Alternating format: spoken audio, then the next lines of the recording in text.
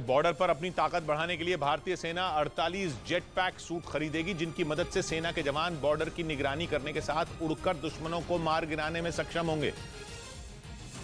और इस jet pack suit की मदद से सैनिक जब चाहे उड़ सकेंगे और आसानी से किसी भी जगह पर उतर भी सकेंगे। मतलब ये कि इस सूट को पहनकर इंसान जेट बन जाएगा। गैस टरबाइन इंजन से चलने वाले इस सूट का वजन 40 किलो तक होगा, जिसे पहनकर सैनिक 50 किलोमीटर प्रति घंटा की रफ्तार से हवा में 8 मिनट तक उड़ सकेंगे। इस तरह के सूट में 5 गैस टरबाइन जेट इंजन लगे होते हैं, जो करीब 1000 हॉर्स पावर की ऊर्जा पैदा करते हैं। ये सूट जेट फ्यूल, डीजल या केरोसिन से भी चल सकता है। इसके अलावा सेना सामान ढोने के लिए 100 रोबो खच्चर भी खरीदेगी। ये रोबोट जानवर की तरह 4 पैरों वाला होगा, जिसका इस्तेमाल 10,000 फीट की ऊंचाई पर भी किया जा सकेगा।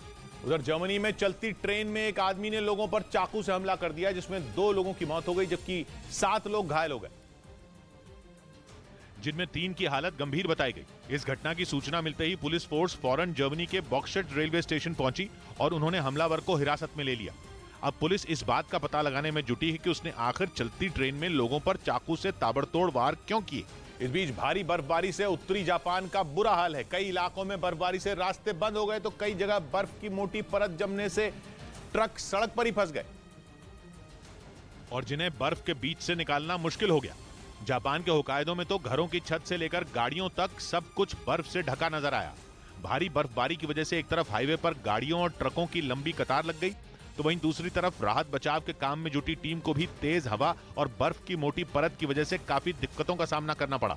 उधर अमेरिका ने हाथ खड़े कर दिए तो यूरोप ने यूक्रेन को ताकतवर F-16 फाइटर जेट दिलाने के लिए प्लानिंग शुरू कर दी। ब्रिटेन के अखबार फाइनेंशियल टाइम्स ने दावा किया कि F-16 बनाने वाली अमेरिका की कंपनी लॉकहीड मार्टिन भी जेट का प्रोडक्शन बढ़ाने जा रही है, ताकि युद्ध के इतने अहम मोड़ पर लड़ाकू विमानों की कोई कमी ना हो और यूक्रेन, यूरोप और अमेरिका मिलकर रूस को मुंहतोड़ जवाब दे सकें।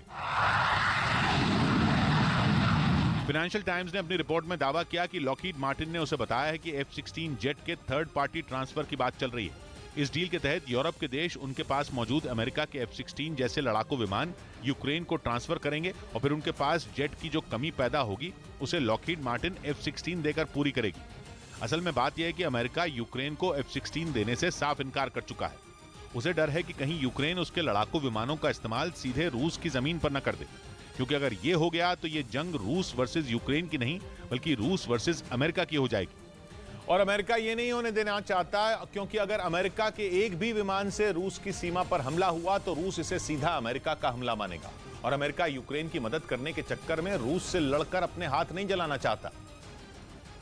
लेकिन अमेरिका ने भले ही अपने हाथ पीछे खींच लिए हों, यूरोप में अमेरिका के साथियों ने यूक्रेन को लंबे चौड़े रूट से F-16 दिलाने की कोशिश तेज कर दी है। पोलैंड और रोमानिया जैसे यूक्रेन के पड़ोसी और नेटो के देश F-16 ऑपरेट भी करते हैं। रक्षा विशेषज्ञ भी साफ कह रहे हैं कि यूक्रेन को सिर्फ टैंक, बख्तरबंद गाड़ियां और मल्टीपल लॉन्च रॉकेट सिस्टम जैसे भारी भरकम हथियार देकर ही काम नहीं बनने वाला। अगर यूक्रेन को जिताना है, उसे मजबूत करना है, तो उसकी वायुसेना को धार देनी होगी और यूक्रेन की एयरफोर्स में दम तगड़ा लड़ाकू विमान ही फूंक सकता है। रक्षा विशेषज्ञों का मानना है कि इसके लिए single engine multi role F-16 Ukraine के लिए सबसे बढ़िया ऑप्शन रहेगा।